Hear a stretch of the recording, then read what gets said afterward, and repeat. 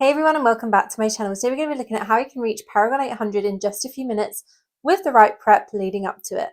Let's go. So today we're going to be looking at how you can reach Paragon 800 quickly with ease without having to grind away, without having to open world farm for 6 hours a day leading up to it. Now, obviously you can go this route if you want to be one of the first people on your server to reach Paragon 800, but I'm just going to show you the easiest way to do this without really having to put in any effort other than your normal daily tasks in Diablo Immortal.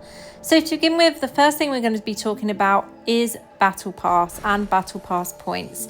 So taking a look here, I'm currently 10 levels above server Paragon level. In a week's time, or by Monday, server Paragon level will be 780. The following Monday, server Paragon level will be 790. Now we have a new Battle Pass season that started today, which means by the time we are at server Paragon 790, we'll have had the chance to have earned 4,800 Battle Pass points, because we get 2,400 Battle Pass points a week that we can earn from these activities.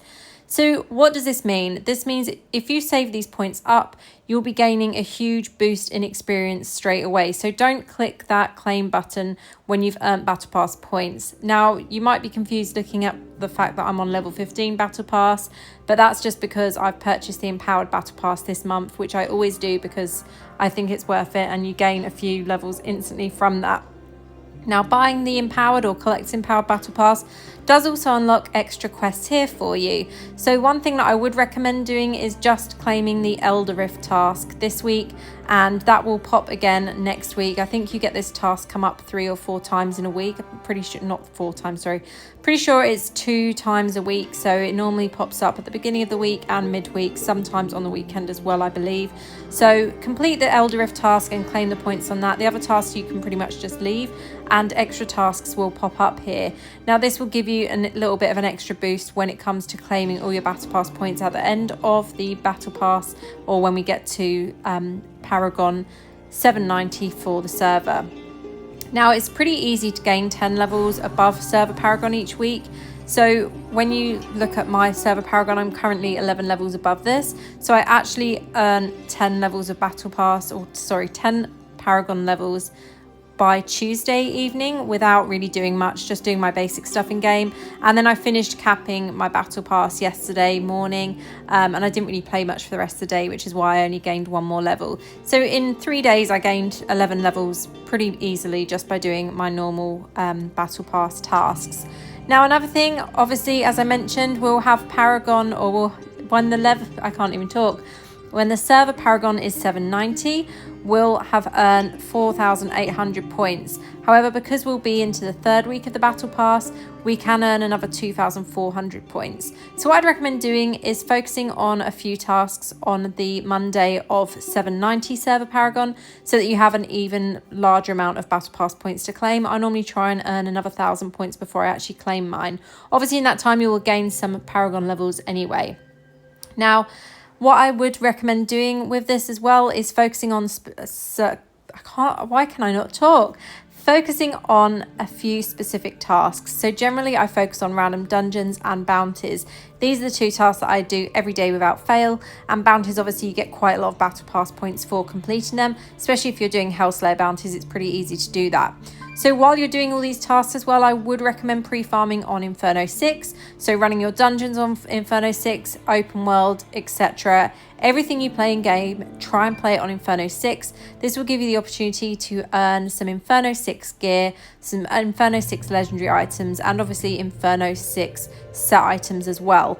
Now, I've not had a lot of luck with my pre-farming for Inferno 6. I've generally had very few green items dropping, and only 1 so far that I actually need for Inferno 6, which is for one of my PvP setups.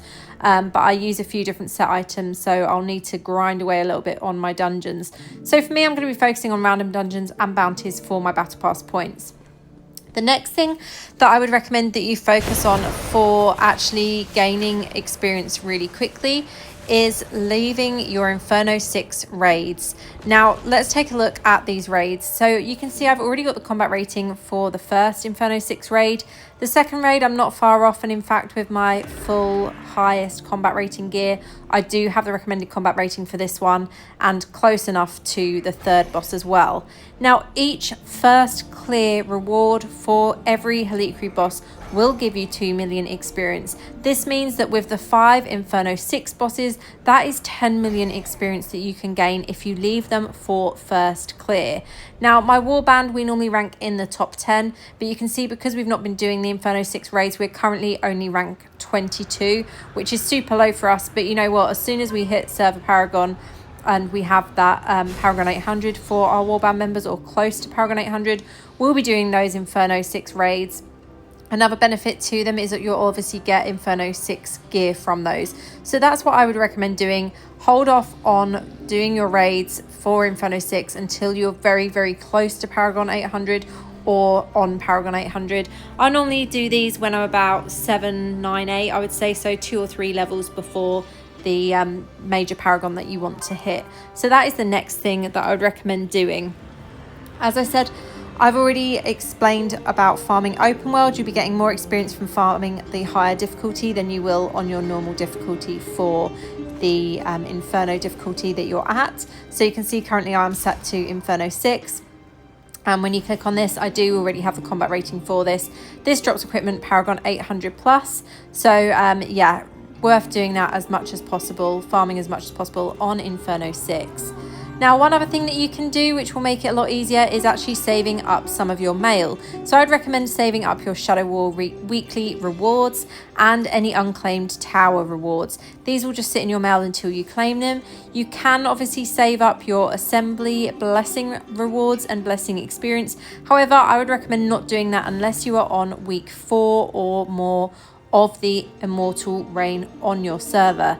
Now we are only currently on the 2nd week of Immortal Reign, so I'm trying my best to earn as many shadow points as possible to help my clan keep their ranking within the top 5 clans. So I'd recommend doing the same. If you're in a busy clan, if you're in a top 10 clan, do not save your shadow assembly rewards, because you're just going to screw your clan over and no one's going to thank you for it later.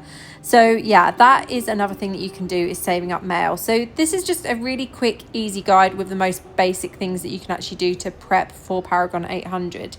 So as I said, pre-farm dungeons, pre-farm on Inferno 6, saving battle pass points, save Inferno 6 raids, and saving experience in the mail. Another couple of things that I would recommend that you do. So the first thing is going to be Moonright Flora. If you haven't been saving this up already, you need to start doing this as soon as possible. So you can see here, I've got 41 Moonright Flora at the bottom corner and 18 there. So that is 59 in total that I've got saved up.